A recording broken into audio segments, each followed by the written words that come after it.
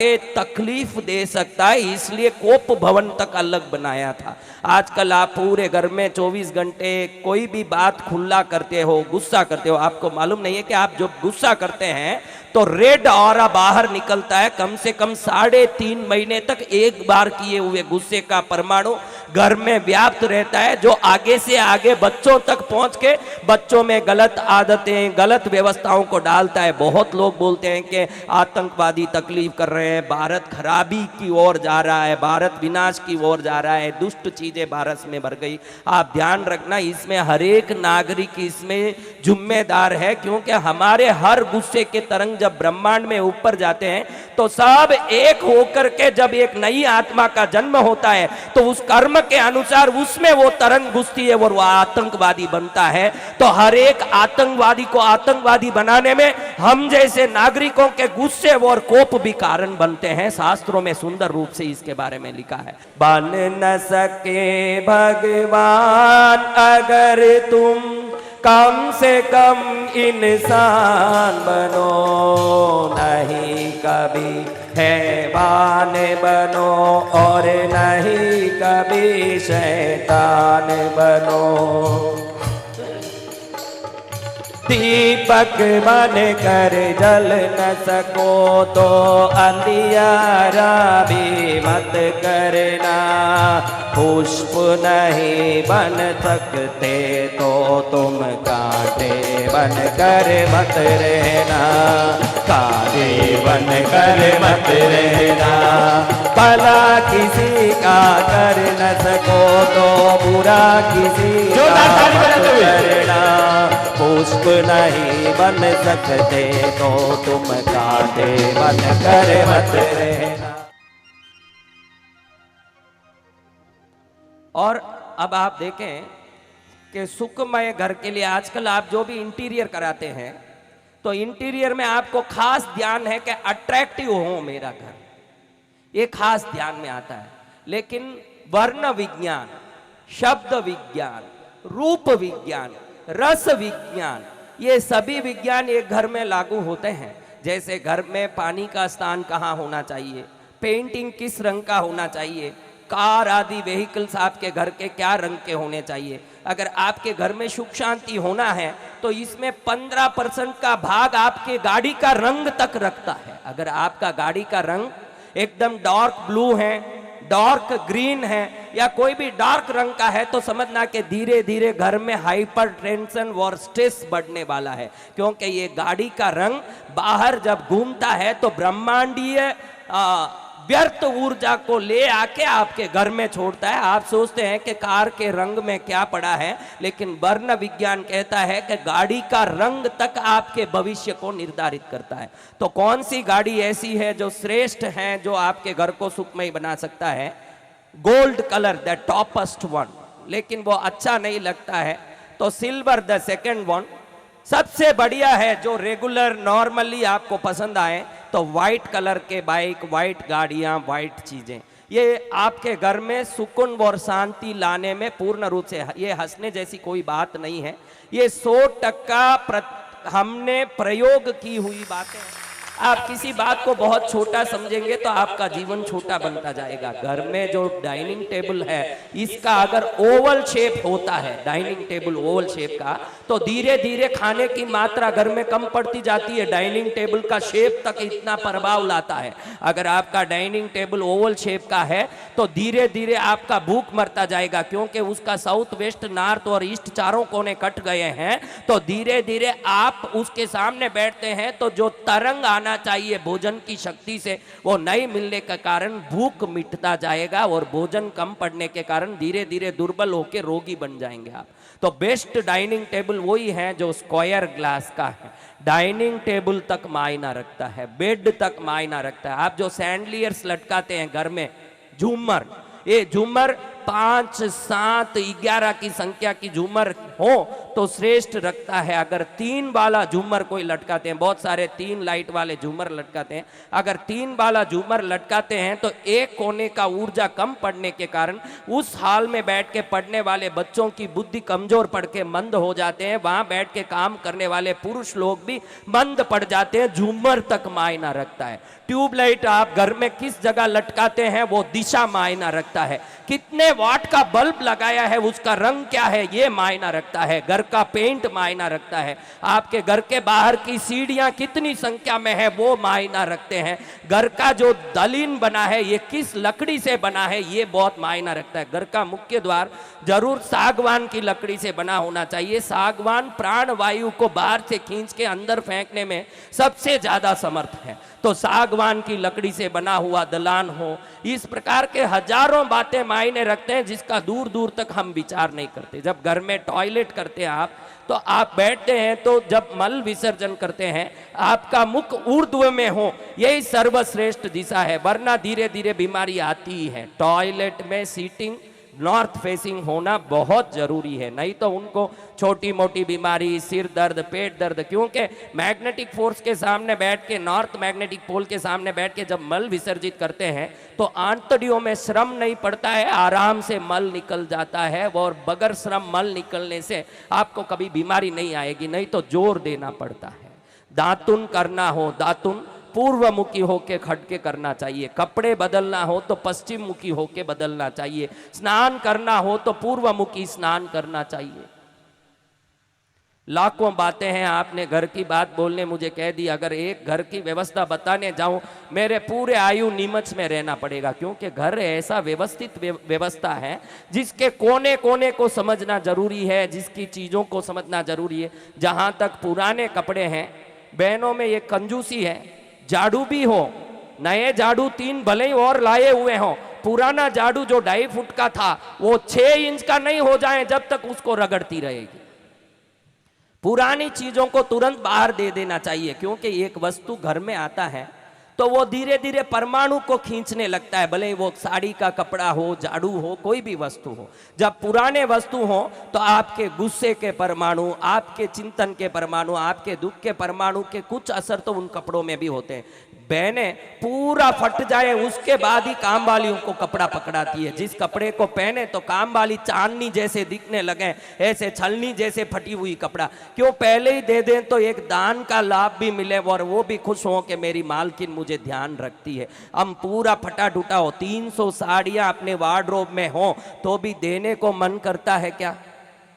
इस दान की वृत्ति से ये फायदा होगा, जब ये पुराने कपड़े आप निकाल देंगे तो उस कपड़े को पहनते समय जो दुख था आपको, वो दुख का परमाणु भी घर से निकल जाएगा और घर साफ रहेगा। ये बहुत जरूरी है।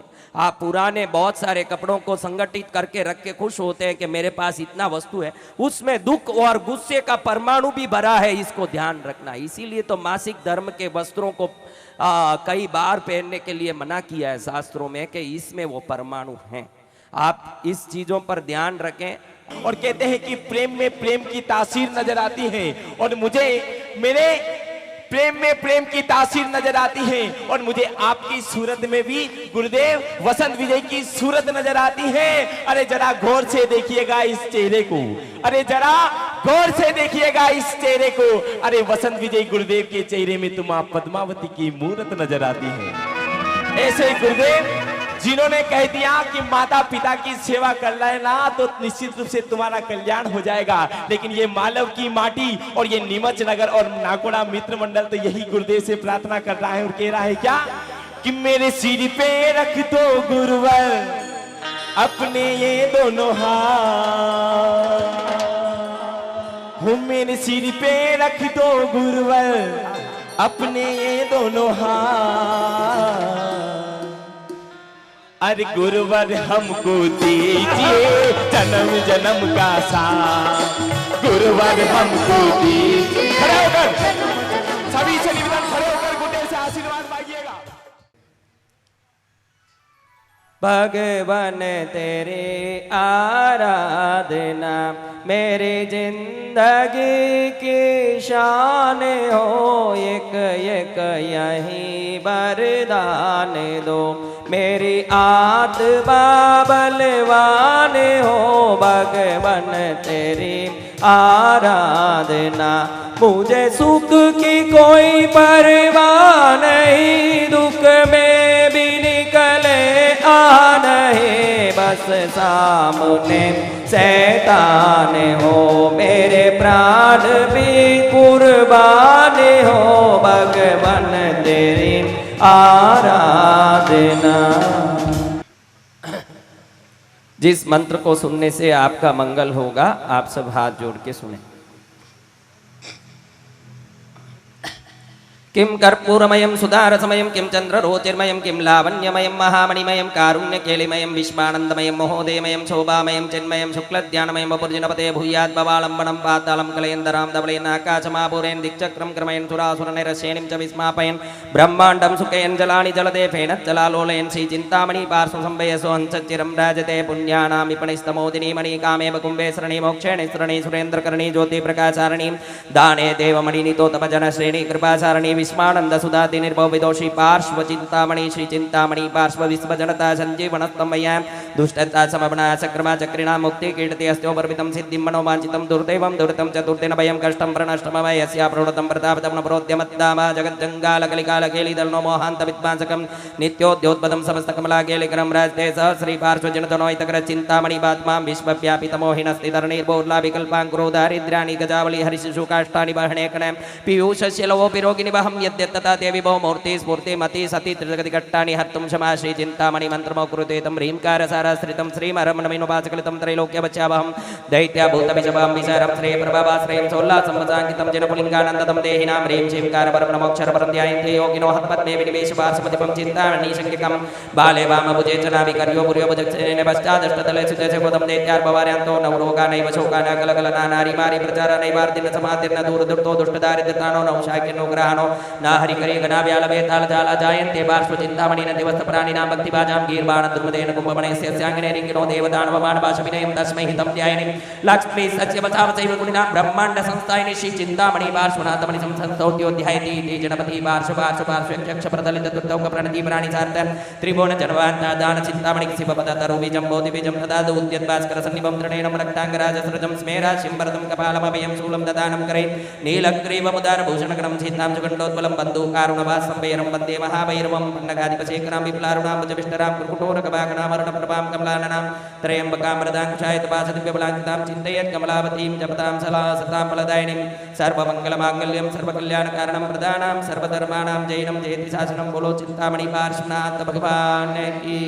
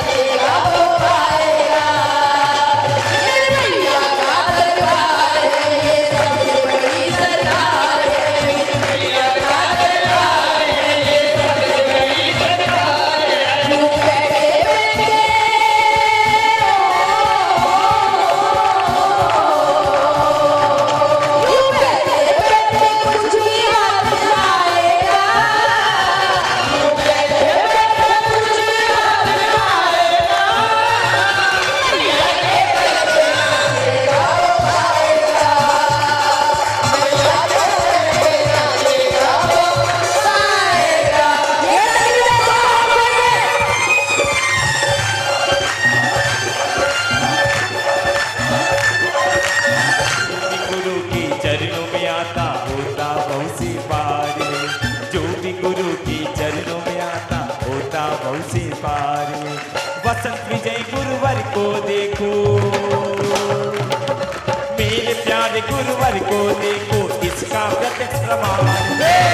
वाह वाह क्या बात है, वाह वाह क्या बात है, वाह वाह क्या बात है, वाह वाह क्या बात है।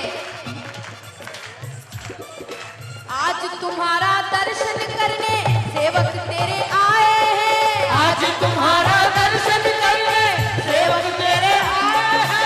चौखानी कहे तूने ही बिगड़े काम बनाए हैं, चौखानी कहे तूने ही बिगड़े काम बनाए हैं। भक्त तुम्हारी महिमा गाते,